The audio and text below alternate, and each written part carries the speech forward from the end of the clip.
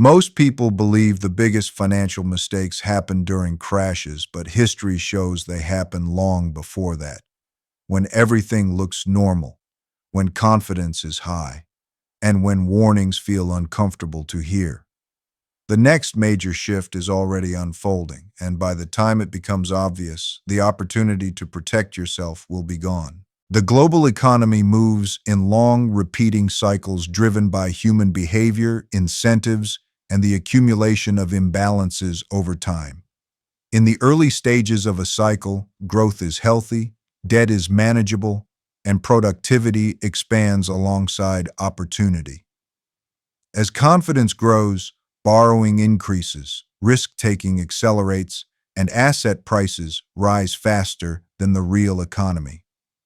What begins as sustainable progress slowly turns into excess, not because people intend it, but because success reinforces the belief that current conditions will last indefinitely. In a late-stage economic cycle, debt no longer grows to support productive expansion but to maintain the appearance of stability. Governments borrow to fund obligations they can no longer cover through growth alone. Corporations rely on cheap credit to sustain profits rather than innovation. Individuals take on liabilities believing future income will easily service them. This stage is marked by dependency on borrowing rather than value creation, which weakens the foundation of the system even as surface-level indicators appear strong. One of the defining features of this phase is the distortion of money itself. When debt reaches levels that cannot be comfortably serviced, central authorities are forced to intervene. Interest rates are suppressed, liquidity is injected, and financial conditions are loosened to prevent immediate stress.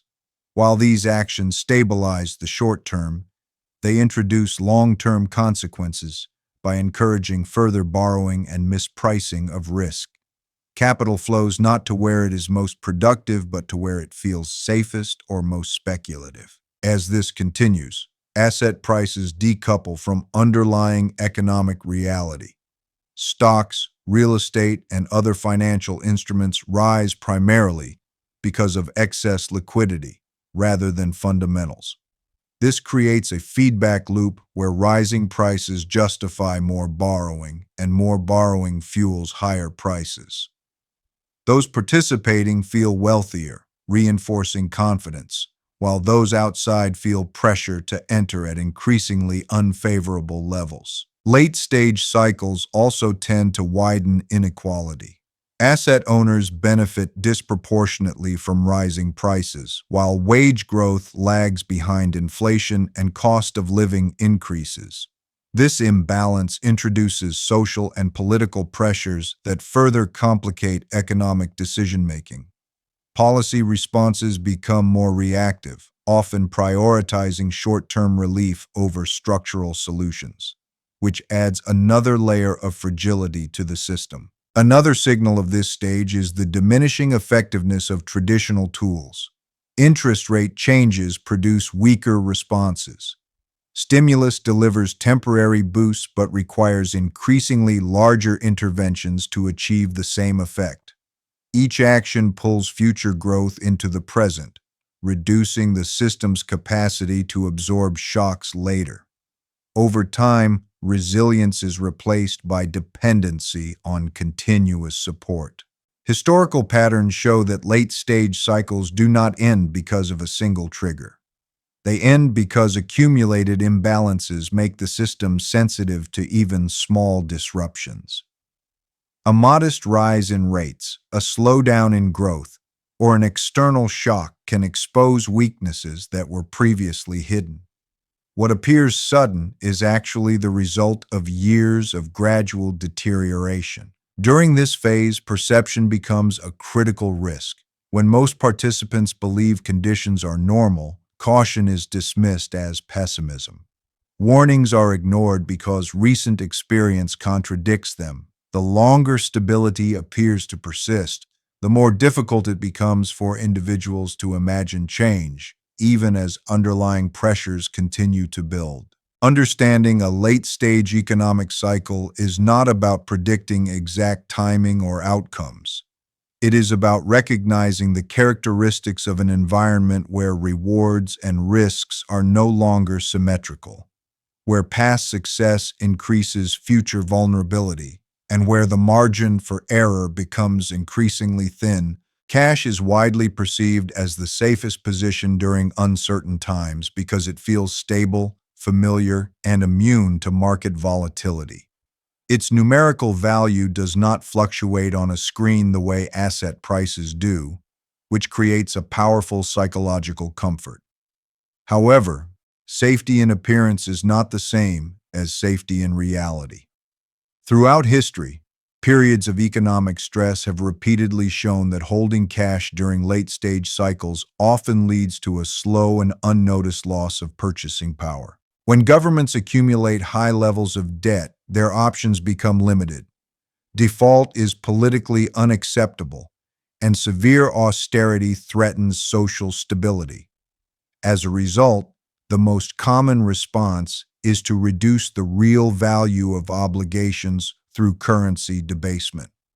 This process rarely appears dramatic. It occurs through persistent inflation, expanded money supply, and policies that keep interest rates below the true rate of inflation. Cash holders feel stable while their money quietly buys less over time. Inflation is not just rising prices. It is the erosion of stored value. When the cost of essentials such as housing, food, healthcare, and energy increases faster than wages or interest earned on savings, the real impact compounds. A small annual loss in purchasing power may seem manageable, but over several years, it significantly reduces financial flexibility. The danger lies in the gradual nature of this process, which makes it easy to ignore until the damage is already done. Late-stage cycles amplify this effect because monetary authorities prioritize system stability over currency strength. Keeping financial markets functioning and debt serviceable becomes more important than preserving long-term purchasing power. As liquidity increases, more money competes for the same amount of real goods and services. Those closest to the flow of new money benefit first, while cash holders experience the effects later through higher prices. Another misconception is that cash provides optionality. While it does offer flexibility in the short term, that flexibility diminishes if asset prices rise faster than cash value erodes. When inflation drives asset appreciation, waiting on the sidelines becomes increasingly expensive. Opportunities appear riskier not because they are, but because cash has lost relative value. This creates hesitation, reinforcing the cycle of inaction. The sense of safety around cash is reinforced during times of market volatility. When prices swing, holding cash feels like avoiding loss. However, avoiding volatility is not the same as avoiding risk. Volatility is visible and immediate, while inflationary loss is invisible and cumulative. People tend to fear what they can see and underestimate what happens slowly, which makes cash erosion particularly dangerous. Historically, prolonged periods of low interest rates have been especially damaging for savers. When returns on savings fail to keep pace with inflation, the real yield becomes negative.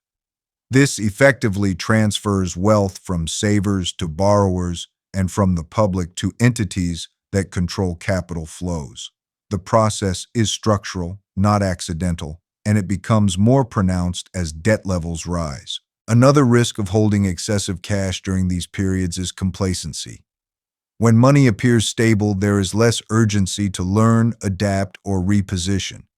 Decisions are postponed under the assumption that safety has already been achieved. This delays strategic action until conditions force it, often at the worst possible time. Understanding the role of cash in a late-stage